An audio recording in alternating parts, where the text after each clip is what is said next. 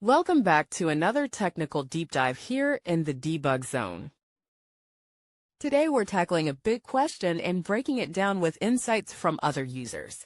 Hopefully this clears up some misconceptions and helps you get the answer you need. So buckle up, stay a little curious, and let's jump right in.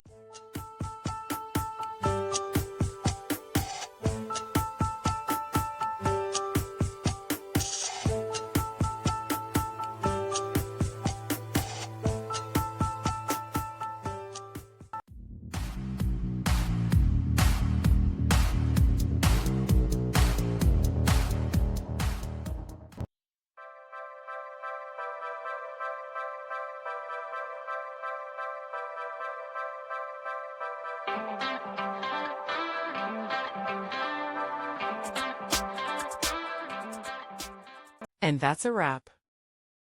I hope you found the answer you were looking for. If you did, take a second to hit that subscribe button. It really helps out.